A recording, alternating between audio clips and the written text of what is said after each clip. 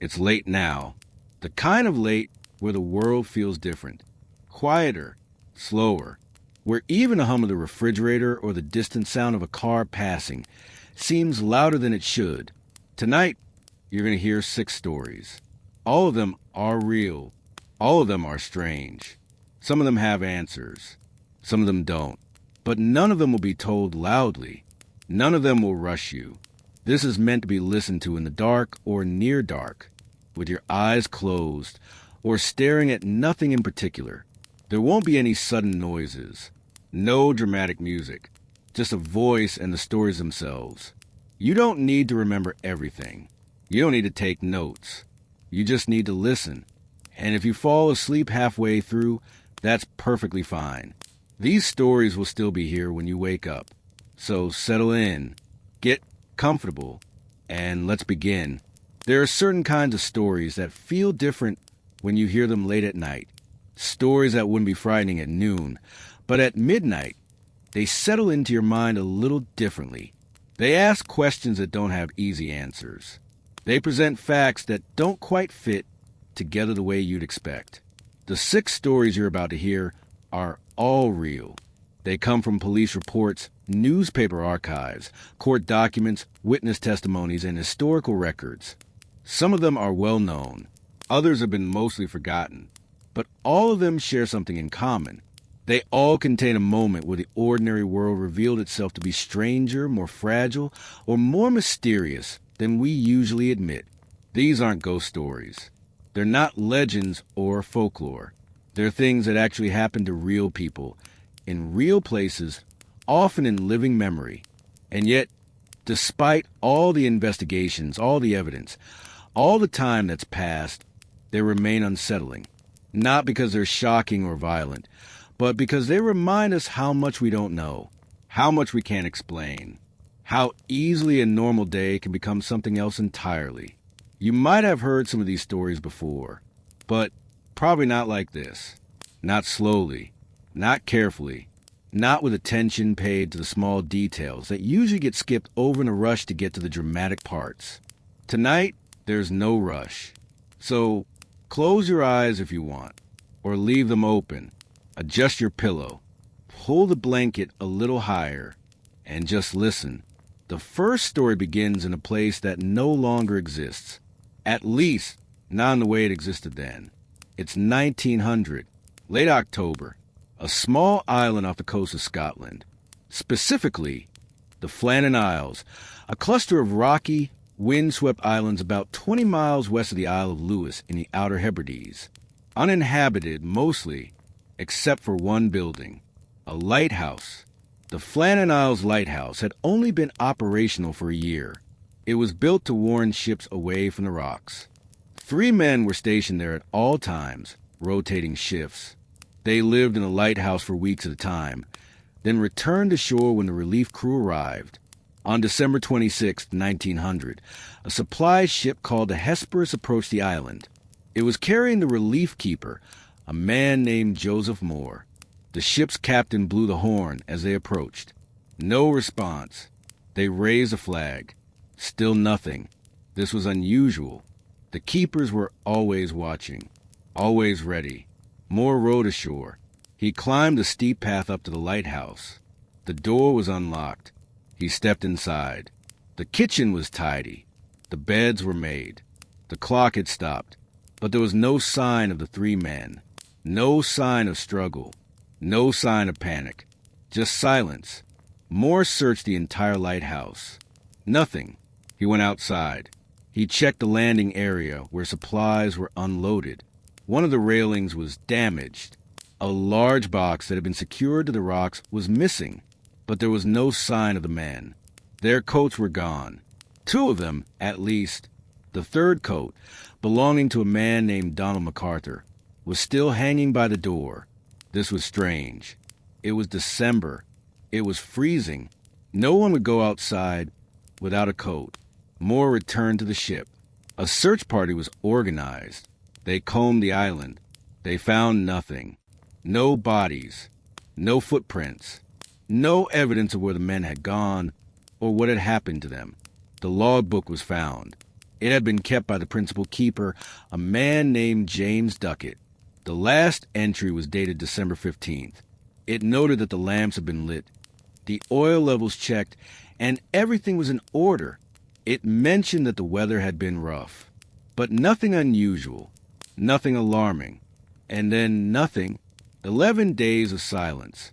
11 days where the lighthouse should have been manned, but wasn't. 11 days where 3 men simply disappeared. Theories began immediately.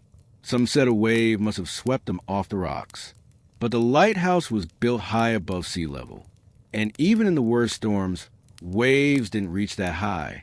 Others said 1 man must have fallen, and the other 2 went to help, and all 3 were lost. But that didn't explain the missing coats, or the stopped clock, or the unlocked door. Some people whispered about stranger things. The Flannan Isles had always been considered strange. There were old stories about the islands, about voices heard in the wind, about lights seen where no light should be. But these were just stories, weren't they? The official investigation concluded that the men were probably swept away by a wave. It was the most logical explanation, the most rational, but it didn't quite fit. And to this day, no one knows for certain what happened to James Duckett, Thomas Marshall, and Donald MacArthur. The lighthouse still stands. It's automated now. No one lives there anymore.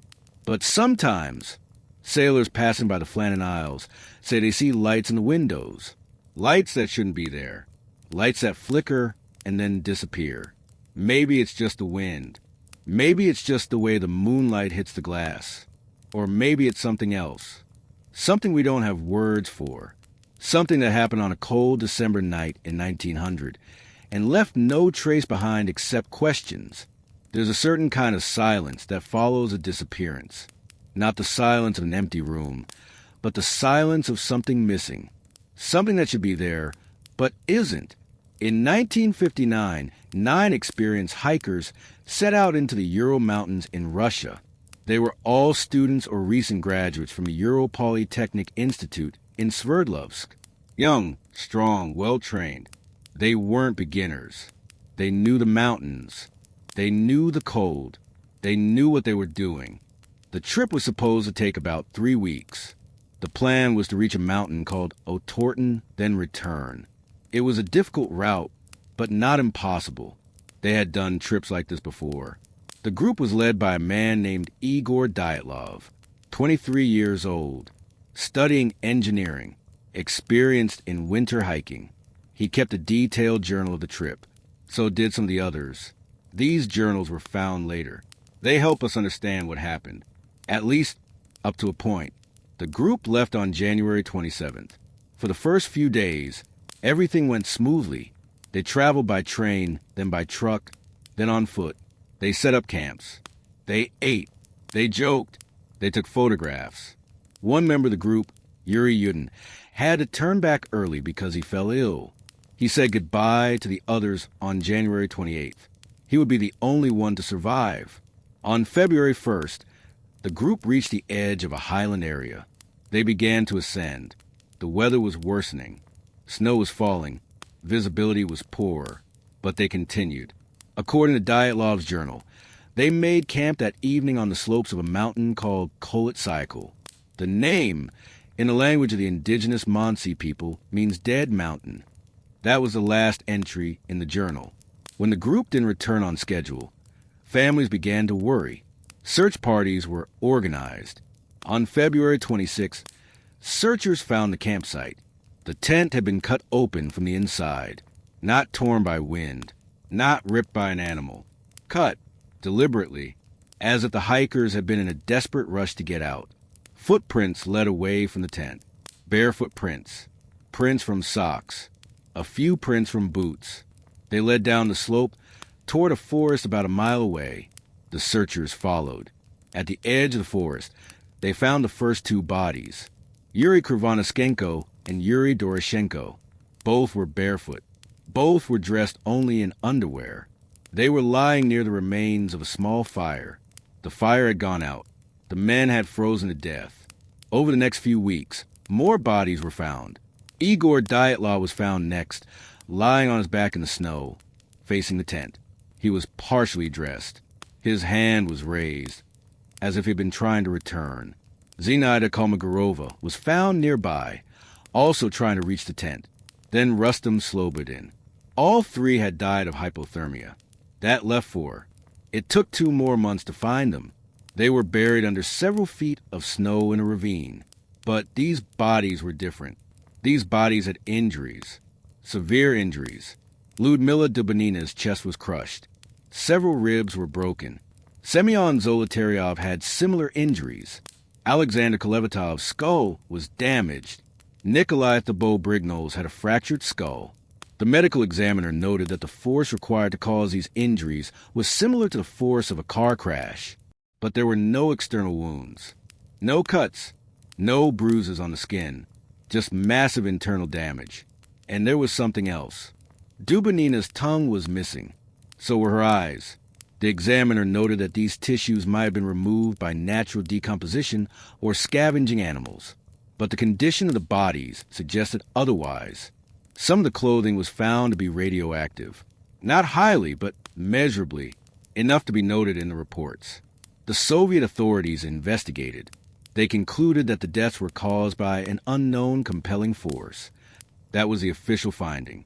An unknown compelling force. The case was closed. The files were sealed.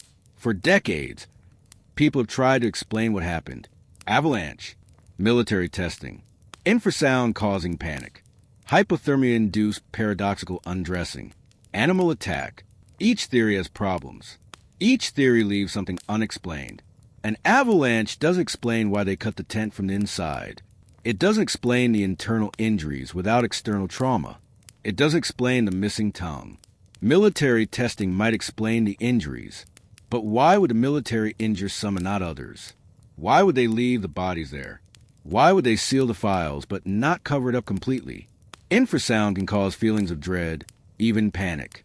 But would it cause 9 experienced hikers to flee into the freezing night without their clothes?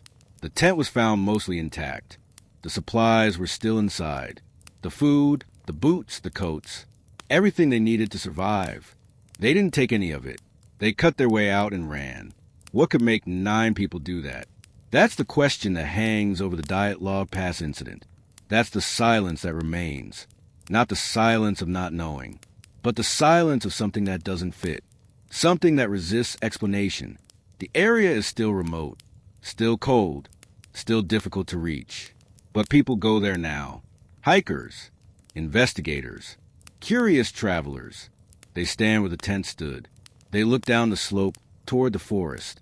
They try to imagine what could have happened, and they find no answers. Only questions, only the wind, only the snow. Sometimes, the strangest stories are the ones that happen in plain sight, in cities, in daylight, in places where everyone can see. In the spring of 1876, a young woman appeared in the town of Almondsbury in Gloucestershire, England. She was dressed in strange clothing, black, wrapped tightly around her, a turban on her head. She spoke a language no one recognized. She carried no identification, no money, no explanation. A local cobbler found her wandering near the village. She seemed disoriented, frightened. She wouldn't speak English, or couldn't. She gestured. She pointed. She made sounds that seemed like words, but words in a language no one had ever heard. The cobbler took her to the local magistrate, Samuel Worrell. His wife, Elizabeth, took an interest in the girl.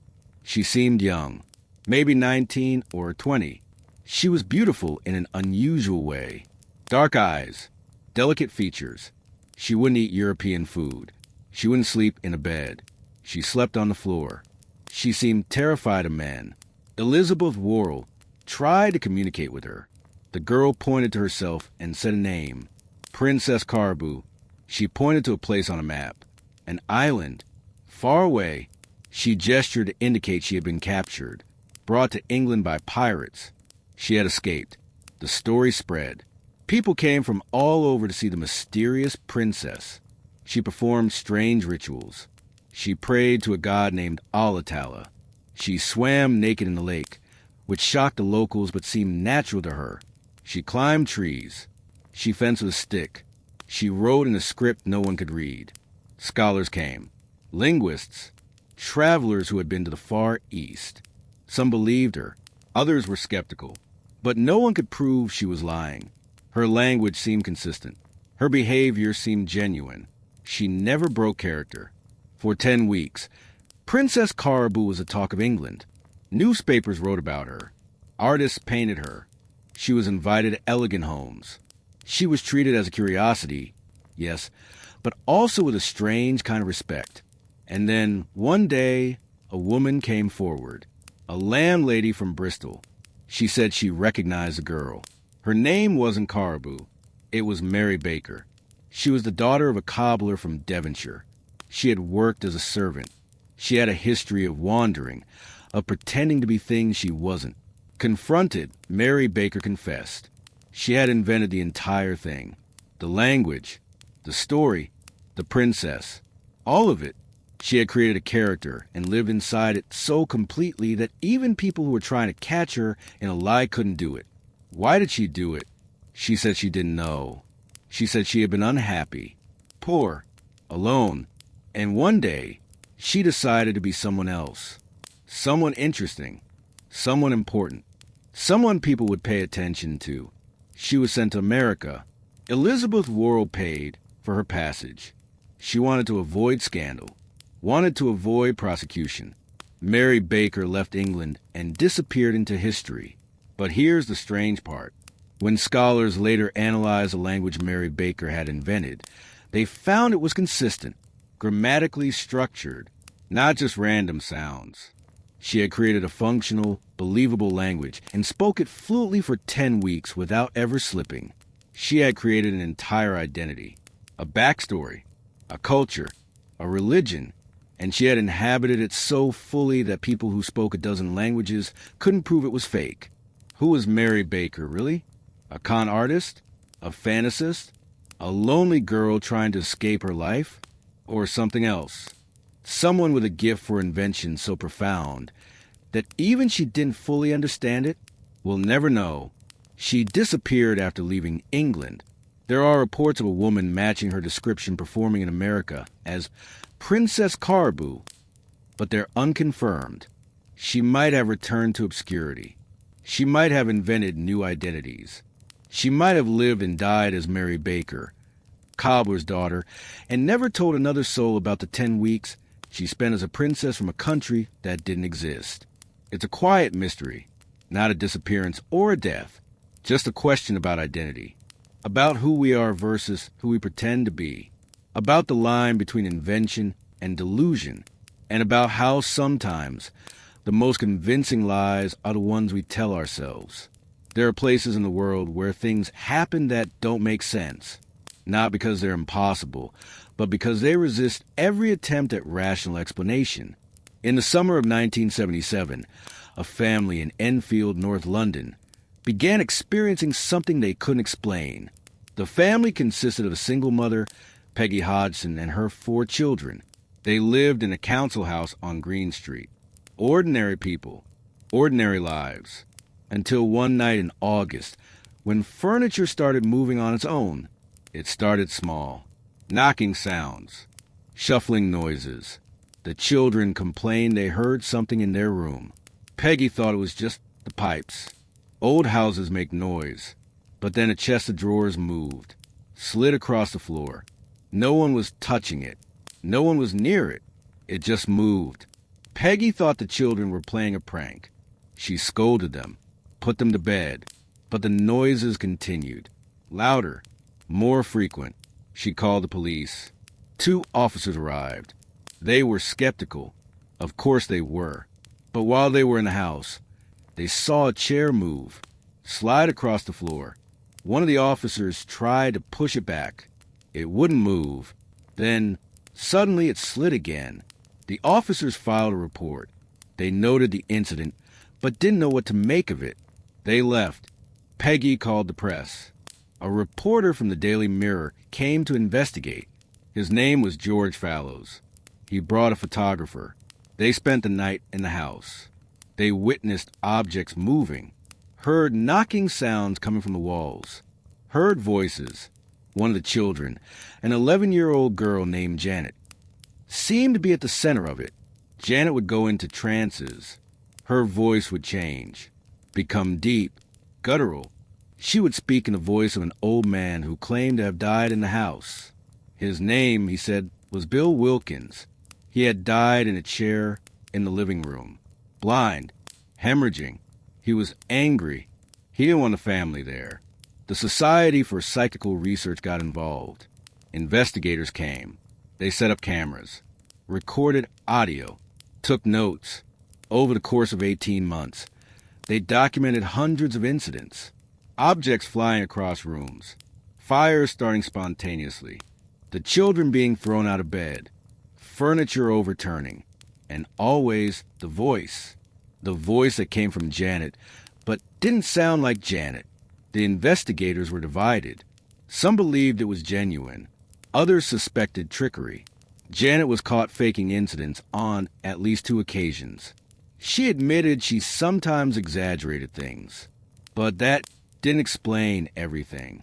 It didn't explain the times when multiple witnesses saw things happen simultaneously.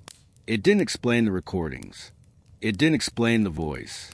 Maurice Gross, one of the lead investigators, spent more than a year with the family. He witnessed things he couldn't explain. He was a skeptic by nature, a man of logic, but he saw furniture move when no one was near it. He saw Janet levitate, not once, but multiple times. He had photographs. He had witnesses. But were the photographs real? Were the witnesses reliable? Could a traumatized child produce physical phenomena through sheer psychological distress? Or was it all an elaborate hoax? The case became famous. The Enfield poltergeist. It was covered in newspapers, investigated by scientists, debated by skeptics and believers. But no one could definitively prove what had happened, or hadn't happened. The phenomena eventually stopped. Slowly, over time, the house became quiet again. The family moved on. Janet grew up. She gave interviews years later. She admitted she had faked some things, but she maintained that most of it was real, that something had happened in that house, something she still didn't understand. Maurice Gross believed her, until his death in 2006. He insisted that what he witnessed in Enfield was genuine. He couldn't explain it, but he knew what he saw. So, what do we make of the Enfield case? A hoax? Mass hysteria? Genuine paranormal activity? Or something else entirely? Something that exists in the space between belief and skepticism? Between the explainable and the impossible? The house still stands. It's been rented to other families since then. Some report strange occurrences. Others say it's just a normal house. An ordinary building on an ordinary street where, for 18 months in the late 1970s, something extraordinary might have happened, or might not have. That's the nature of these stories. They don't resolve. They don't offer closure. They just sit there in the archives, in the memories of witnesses, in the space between what we know and what we believe.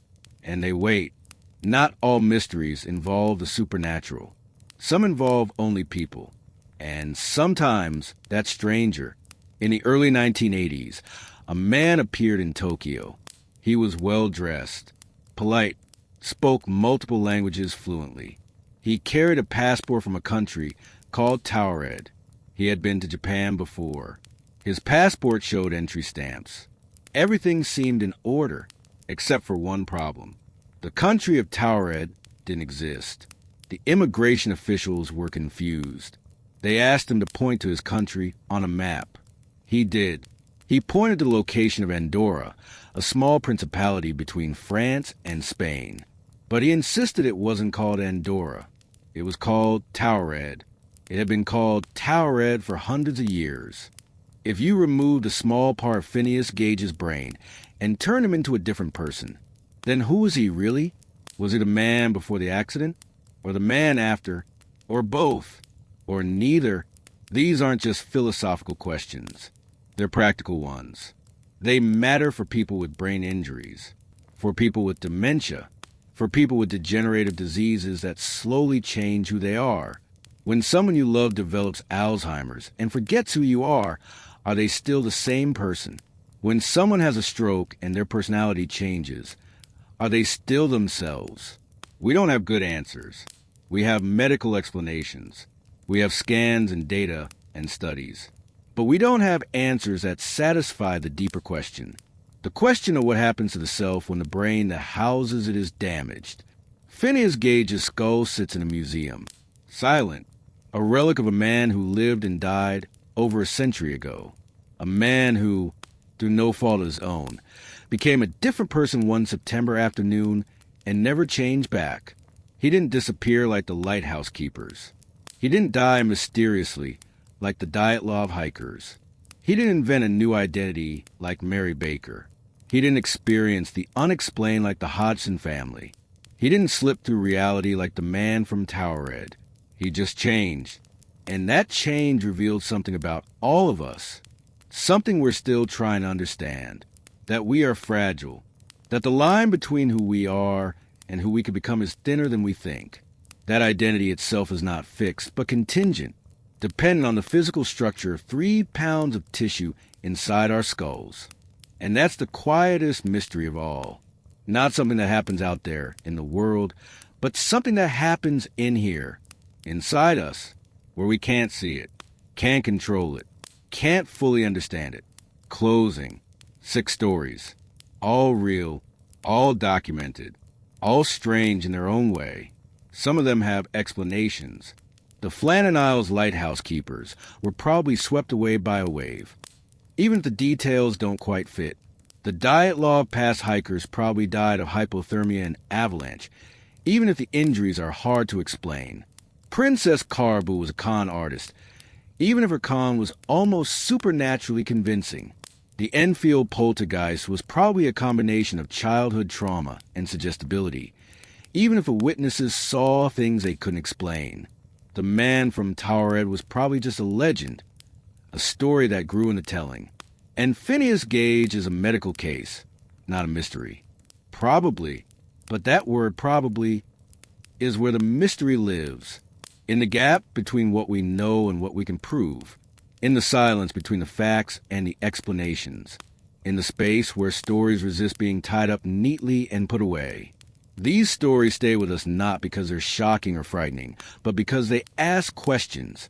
Questions about what we know, about what we can know, about the limits of explanation and the persistence of doubt. And maybe that's enough. Maybe we don't need answers. Maybe the questions themselves are the point. The reminder that the world is bigger and stranger than we usually admit. That there are gaps in the official record. Cracks in the rational explanation. Moments where everything we think we understand turns out to be a little less certain than we thought.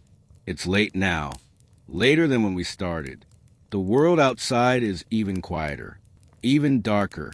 And maybe you're still awake, listening. Or maybe you're drifting, half hearing these words, half dreaming. Either way, that's fine. These stories don't demand your full attention. They don't need you to remember every detail. They're just here, in the dark, in the quiet, reminding you that mystery exists, not as something supernatural or impossible, just as something unexplained. And maybe, as you drift off, you'll think about the lighthouse keepers who disappeared into the Atlantic wind, or the hikers who fled into the snow for reasons we'll never know, or the girl who became a princess just by deciding to be one, or the family who lived with the impossible for 18 months, or the man with a passport from nowhere, or the railroad worker whose brain changed him into someone else. Or maybe you won't think about any of them. Maybe you'll just sleep. And that's fine too. These stories will still be here. In the archives. In the records. In the space between what happened and what we can explain. She ate some rice and vegetables. But she refused meat. Refused bread. They gave her a room. Put her in a bed. But the next morning, they found her sleeping on the floor. She'd removed all the bedding. Made a kind of nest on the floor. Slept there instead. This was strange. But Elizabeth was patient. Curious, she tried to communicate with the woman, used gestures, pictures. Slowly, over days, a story emerged. The woman pointed to herself, said a name, Caribou, Princess Caribou. She pointed to a globe in world study, pointed to an island in the Indian Ocean, seemed to indicate she came from there. Through gestures and pantomime, she communicated a story. She was a princess. From an island called Javasu, she'd been captured by pirates, brought to Europe, sold, or intended to be sold. She'd escaped, jumped from a ship, swam to shore, and now she was here, lost, alone, far from home. It was an incredible story, but the woman's behavior seemed to support it. She moved differently than English women, carried herself differently. She performed rituals that seemed religious. She prayed to a god she called Allah. She made drawings of symbols that looked like writing, but weren't any writing system anyone recognized. She had physical skills that seemed unusual. She could climb trees easily. She was an excellent swimmer.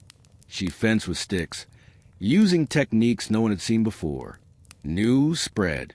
The mysterious princess in Gloucestershire. People came to see her. Scholars, linguists, travelers who had been to the East Indies, to India, to the Pacific Islands. Some recognized elements of her behavior, the swimming, the tree climbing, the refusal of certain foods. These were consistent with cultures from the Pacific, but her language didn't match any known language from that region. Others were skeptical. They thought she was a fraud, a con artist. But if she was remarkably consistent.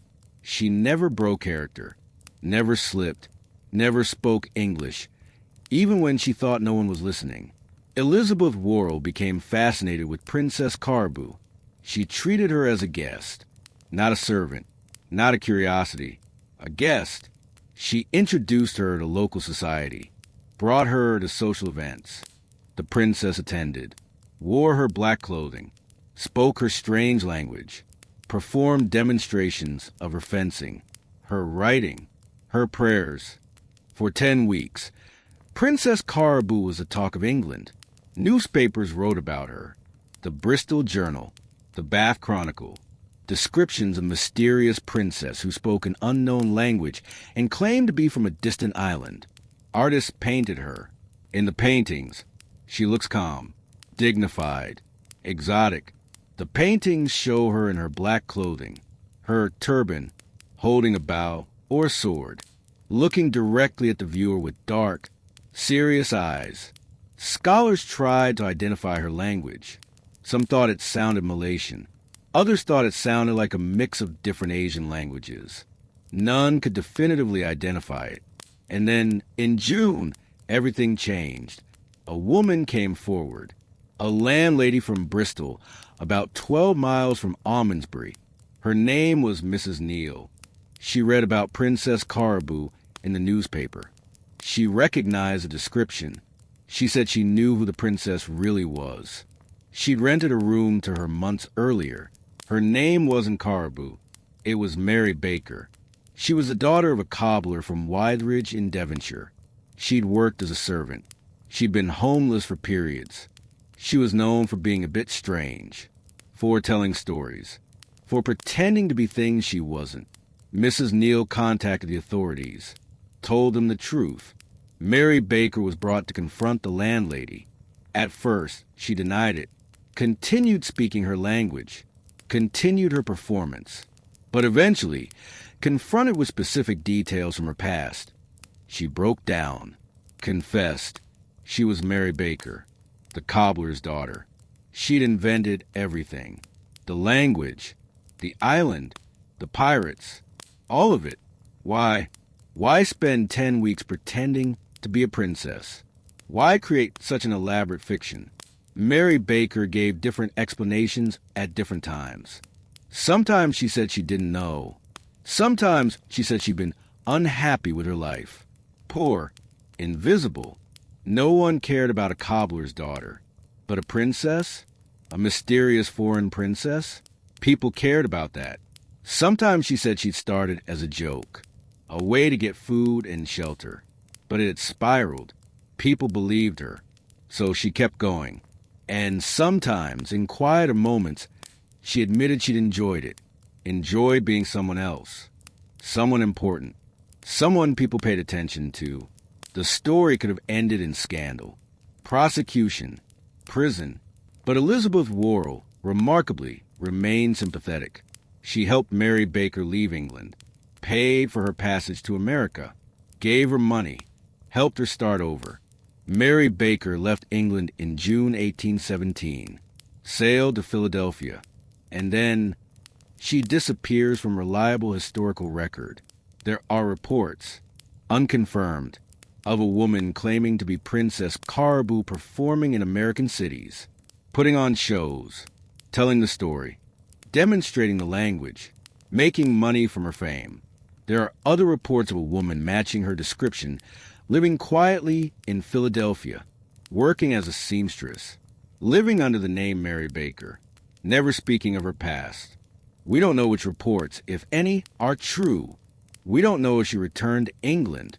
We don't know when she died. We don't know if she ever told anyone the full truth of what she'd done or why. But here's what we do know, and it's strange. After Mary Baker was exposed, scholars examined the language she created, Princess Caraboo's language. They found it was consistent, structurally consistent. It had grammar, syntax, vocabulary that remained stable over the 10-week period. She created a functional language and spoken it fluently without ever breaking character. This isn't easy. Creating a language requires linguistic understanding, memory, consistency. Most people trying to fake a language would slip, would mix words, would contradict themselves. Mary Baker never did. The symbol she drew, the writing system, was also consistent. The same symbols appeared in the same context. They seemed to represent sounds or concepts. They were organized in a logical way. She created not just a story, but an entire identity, a culture, a religion, a set of behaviors, physical skills, all coherent, all believable. Who was Mary Baker? Really?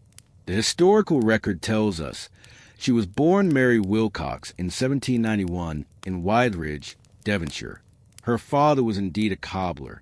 She had a difficult childhood, worked as a servant, was reportedly unhappy, wandered, ended up homeless at times. But that doesn't tell us who she was. It tells us what happened to her, not who she was. Was she a con artist? Certainly, to some degree, she lied. She tricked people. She accepted their hospitality under false pretenses. But was that all?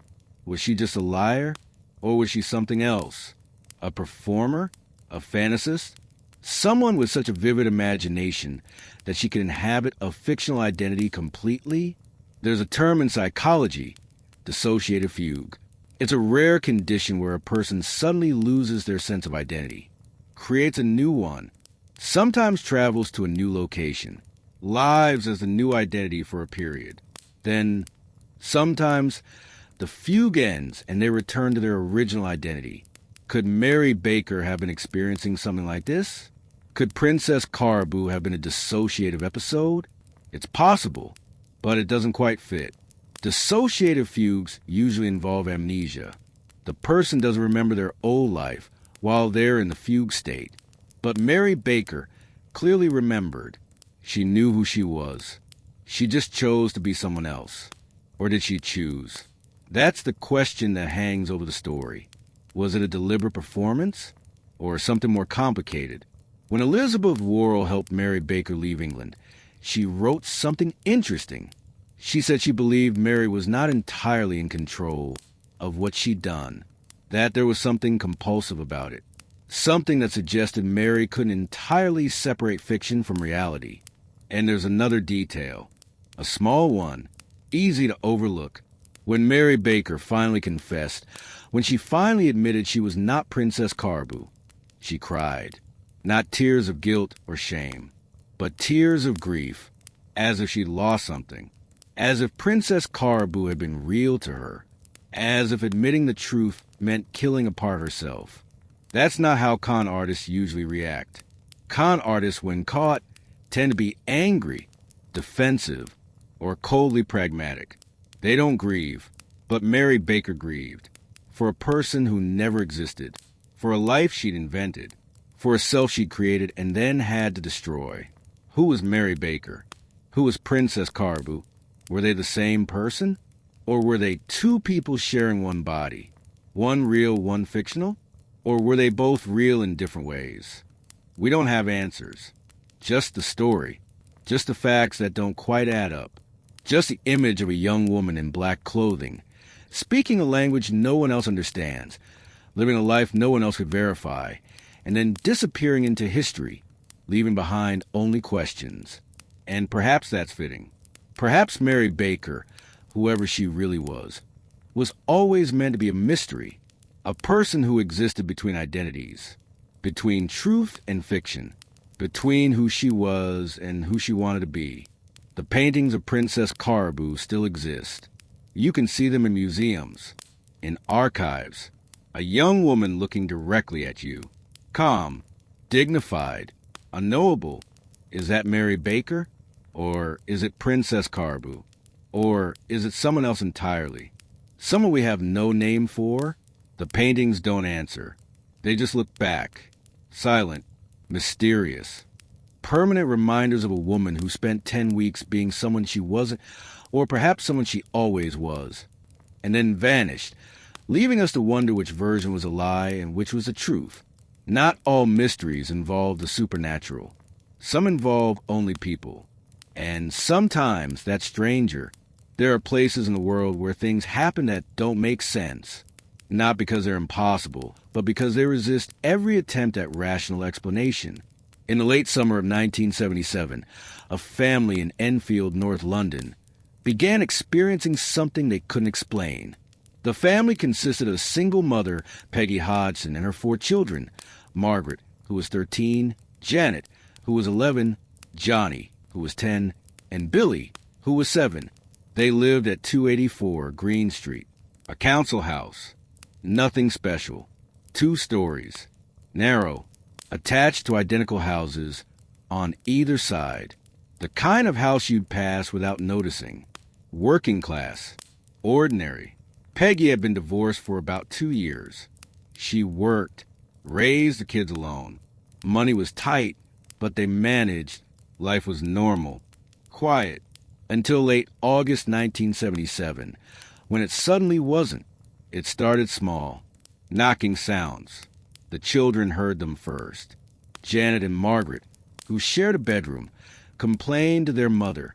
They said something was knocking on the walls, on the furniture. Loud knocks.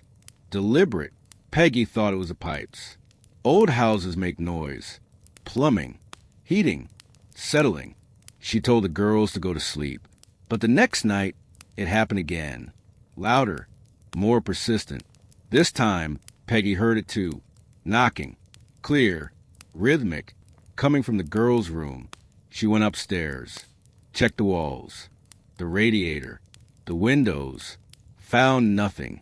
The knocking stopped when she entered the room. Started again when she left. This went on for a few nights. Annoying. Worrying. But explainable. Probably. And then, on the night of August 31st, something happened that couldn't be easily explained. Peggy was in the girls' room, trying to settle them down, trying to figure out where the knocking was coming from. The girls were in their beds. Peggy was standing near a heavy chest of drawers, and the chest moved. Not a little, not a wobble. It slid across the floor, several inches, away from the wall. Peggy stared at it, tried to process what she'd just seen. She pushed the chest back against the wall. Firmly. It was heavy, solid wood, full of clothes. It didn't move easily. She stepped back, and it moved again, slid forward, several inches. Peggy tried to push it back. It wouldn't move. She put her full weight against it, pushed hard. It was like pushing against a wall. Fixed, immovable. And then, suddenly, it slid again. On its own, across the floor. Peggy grabbed her children, took them downstairs, went next door to the neighbors, Vic and Peggy Nottingham, told them what had happened. They came over.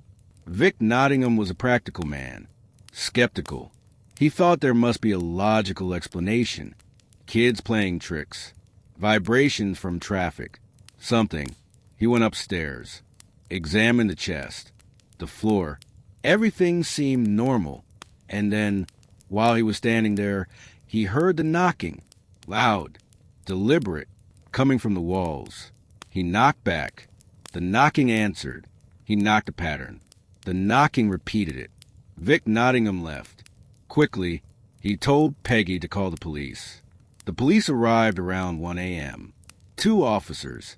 They were professional, polite, but clearly skeptical. They'd probably dealt with noise complaints before. Pranks, domestic disputes. This was likely something similar. They interviewed Peggy, checked the house, found nothing unusual. They were about to leave when one of the officers, WPC Carolyn Heaps, saw something. A chair, a heavy armchair in the living room. It moved, slid across the floor, several feet. No one was near it. No one was touching it. WPC Heaps radioed for backup. But what could they do? It wasn't a crime. It wasn't dangerous. It was just impossible. The officers filed a report, noted the incident, but there was nothing they could do. This wasn't a police matter. It was something else. Peggy didn't know what to do. She called the local news, the Daily Mirror. Maybe someone there would know what was happening. Maybe someone could help. A reporter named George Fallows came the next day. He was accompanied by a photographer, Graham Morris. They were both skeptical, experienced journalists. They'd covered plenty of stories, plenty of hoaxes. They knew how people could fake things.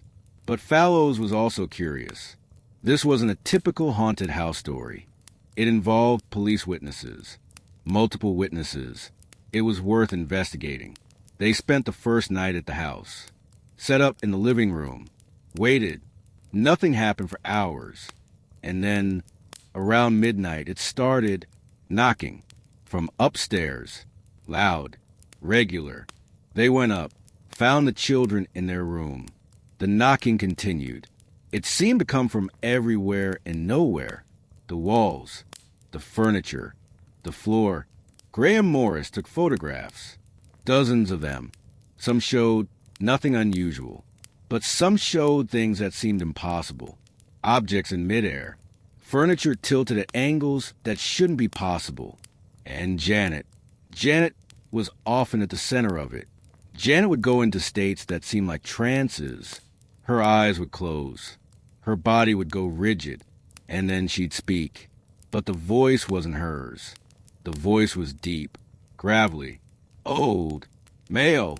It sounded like it came from someone else entirely. The voice identified itself, said its name was Bill Wilkins, said it had lived in a house, died there, in the living room, in a chair. It was angry. It didn't want the family there. This happened repeatedly, over days, over weeks. Janet would fall into a trance. The voice would speak, sometimes for minutes, sometimes for hours. Researchers came. The Society for Psychical Research, an organization that investigated paranormal claims. They'd been around since the 1880s, had investigated hundreds of cases. Most turned out to be hoaxes or misunderstandings, but some remained unexplained. The lead investigator was a man named Maurice Gross. He was in his 70s, a businessman by trade, but he became interested in the paranormal after his daughter died in a motorcycle accident. He wanted to believe there was something beyond death, something that continued. But he was also a skeptic. He didn't believe everything he saw. He investigated carefully, tested claims, looked for natural explanations. Gross spent more than a year with the Hodgson family. He documented hundreds of incidents, recorded audio, took photographs, took detailed notes. He witnessed furniture moving, objects flying across rooms, the children being thrown from their beds, fires starting spontaneously. puddles of water appearing on the floor, and always the voice, Bill Wilkins, speaking through Janet. Gross tried to communicate with the voice, asked questions. The voice answered, gave details about its life. Said it had died in 1957, in the house, blind, hemorrhaging.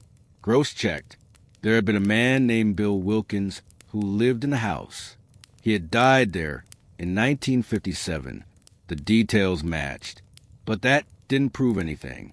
Janet could have learned about Wilkins, could have heard stories, could be using that information to create a convincing performance. Gross set up tests, asked the voice questions only the real Bill Wilkins would know. The voice answered some correctly, but not all. Sometimes it was vague. Sometimes it contradicted itself. And then there was the problem with Janet herself. She was caught faking incidents. Multiple times. Once, she was seen bending spoons when she thought no one was watching. Another time, she knocked on the wall herself, created the knocking sounds. When confronted, she admitted it, said she sometimes faked things because she was bored, because everyone was always watching her, expecting things to happen. So she made things happen. But did that mean everything was fake? Gross didn't think so. He'd seen things happen when Janet was asleep, when she was in another room, when there was no way she could have caused them. Other investigators joined. Guy Lyon Playfair, Anita Gregory. They brought different perspectives, different opinions. Playfair believed the phenomena were genuine. He witnessed things he couldn't explain.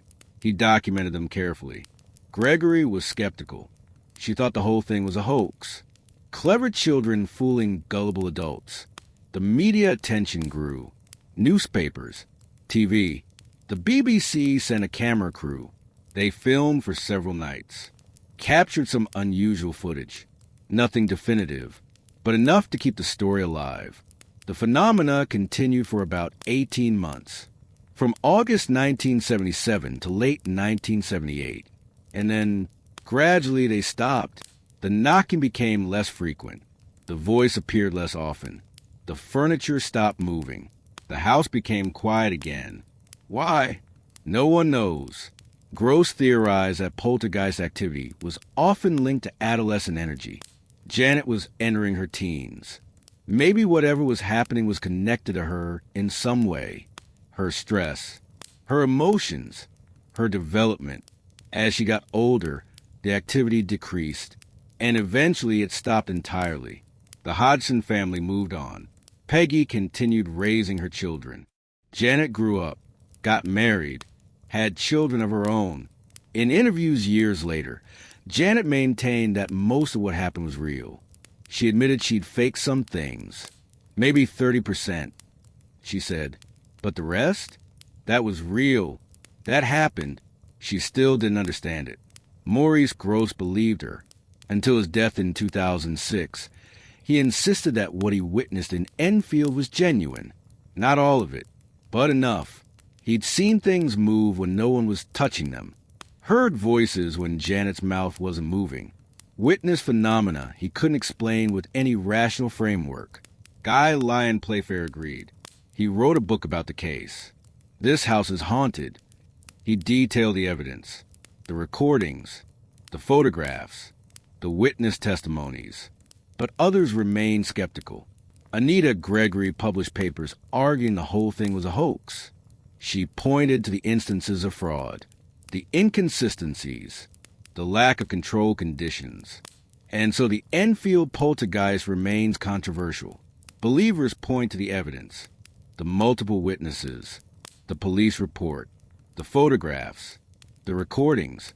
Skeptics point to the fraud, the lack of scientific controls, the possibility that everything could be explained by a combination of trickery and misperception. Who's right? We don't know. We can't know. We weren't there. All we have are the records, the testimonies, the photographs, the audio recordings, and they don't provide a clear answer. The recordings are particularly interesting. They capture the voice, Bill Wilkins' voice, speaking through Janet. Analysis of the recordings shows something unusual.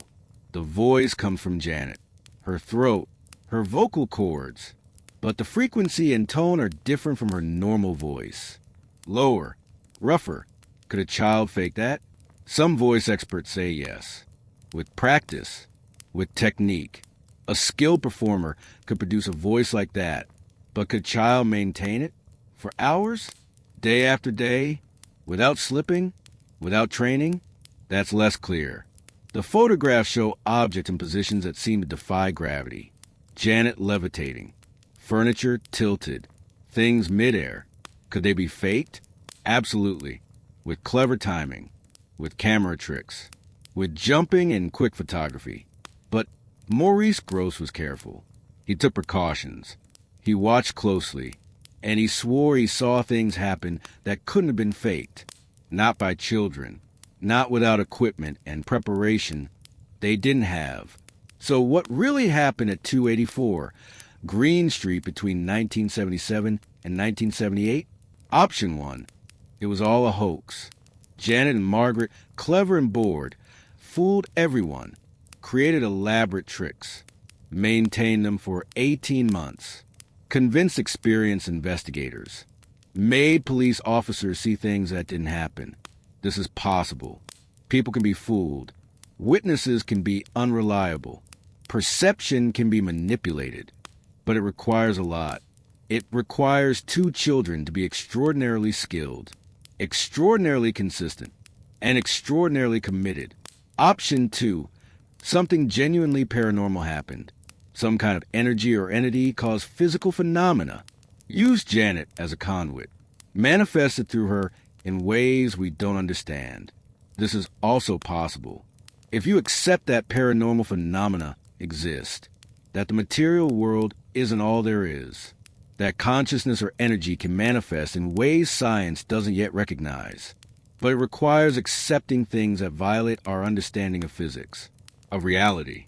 Option 3. Something happened that was neither pure hoax nor pure paranormal. Something psychological. Psychokinesis. The manifestation of psychological energy as physical phenomena. This is the most speculative option. It suggests that Janet's stress, her emotions, her unconscious mind somehow produced physical effects, moved objects, created sounds, generated voices. There's no scientific framework for this, no proven mechanism.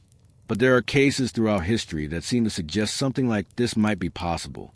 The Enfield case isn't unique. There are dozens of similar cases, poltergeist cases, where physical phenomena occur around a specific person, usually an adolescent, usually someone under stress. The phenomena follow patterns: knocking, objects moving, fires, water, voices. They escalate, then they stop, usually after months or years. Are they all hoaxes? All misperceptions? Or is there something we don't understand? Something about consciousness and reality and the connection between them? We don't have answers. Just questions.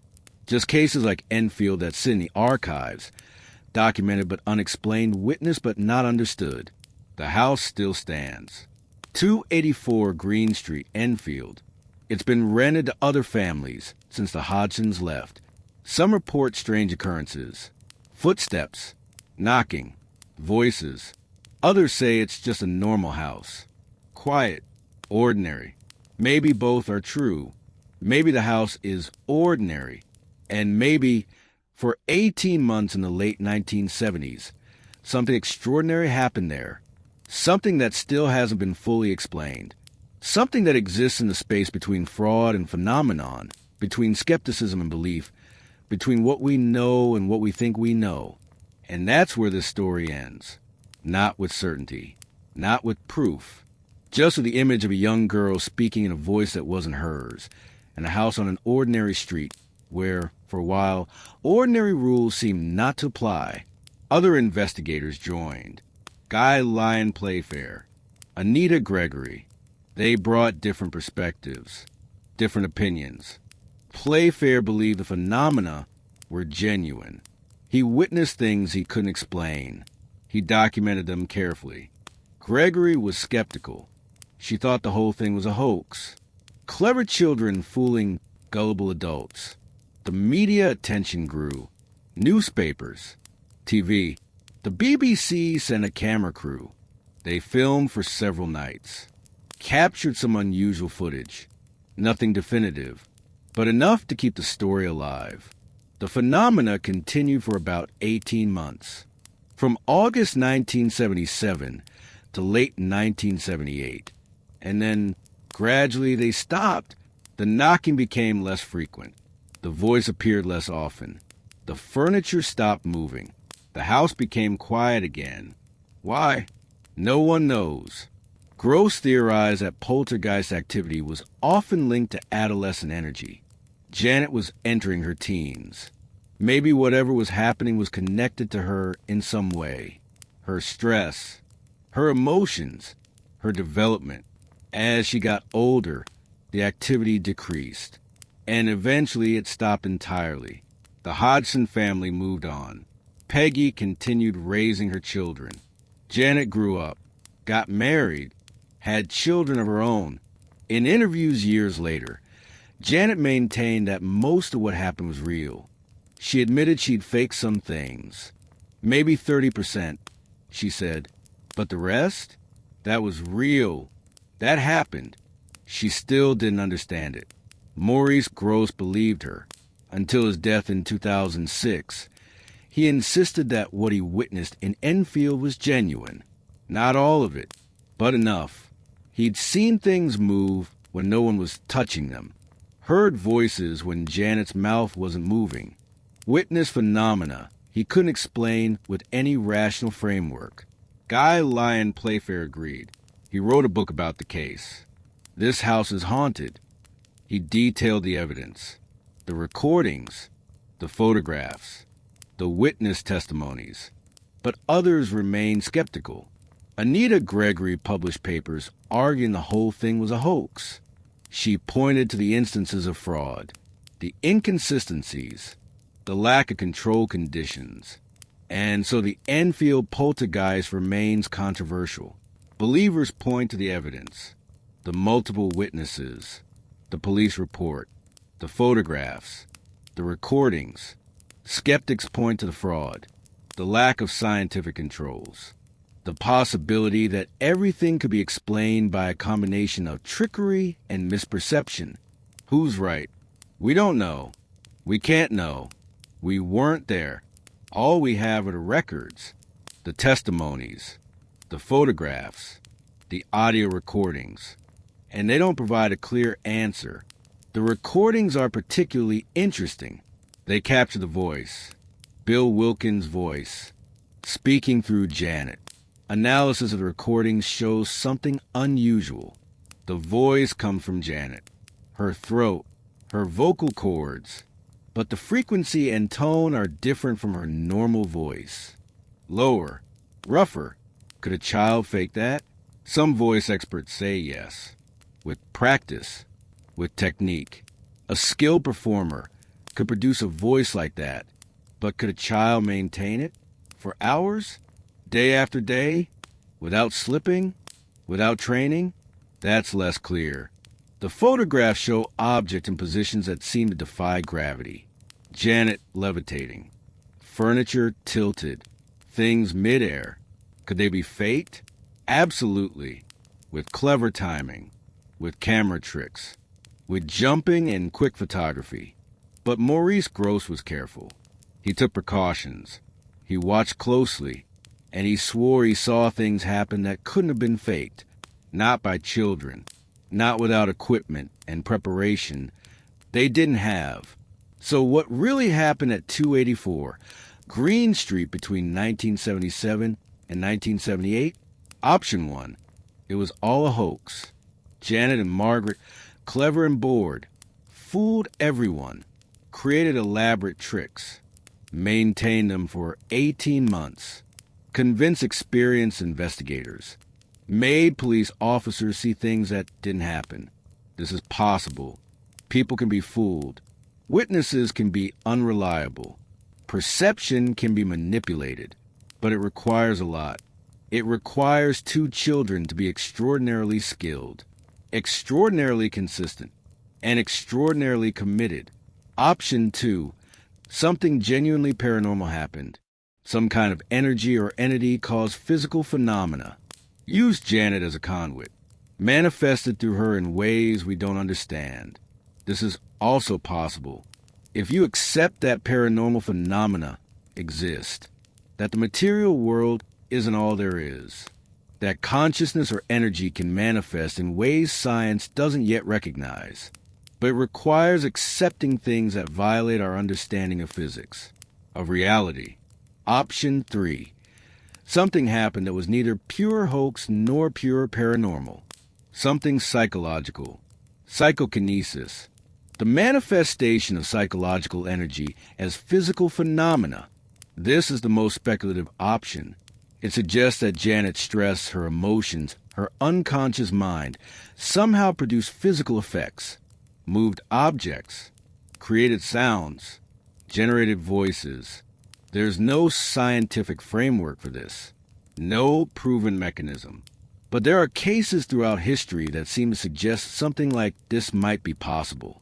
The Enfield case isn't unique. There are dozens of similar cases, poltergeist cases, where physical phenomena occur around a specific person, usually an adolescent, usually someone under stress. The phenomena follow patterns: knocking, objects moving, fires, water, voices. They escalate, then they stop, usually after months or years. Are they all hoaxes? All misperceptions? Or is there something we don't understand? Something about consciousness and reality and the connection between them? We don't have answers. Just questions. Just cases like Enfield that sit in the archives, documented but unexplained, witnessed but not understood. The house still stands. 284 Green Street, Enfield. It's been rented to other families since the Hodgsons left. Some report strange occurrences. Footsteps, knocking, voices. Others say it's just a normal house. Quiet, ordinary. Maybe both are true. Maybe the house is ordinary. And maybe, for 18 months in the late 1970s, something extraordinary happened there. Something that still hasn't been fully explained. Something that exists in the space between fraud and phenomenon, between skepticism and belief, between what we know and what we think we know. And that's where the story ends. Not with certainty. Not with proof. Just with the image of a young girl speaking in a voice that wasn't hers, and a house on an ordinary street where, for a while, ordinary rules seemed not to apply.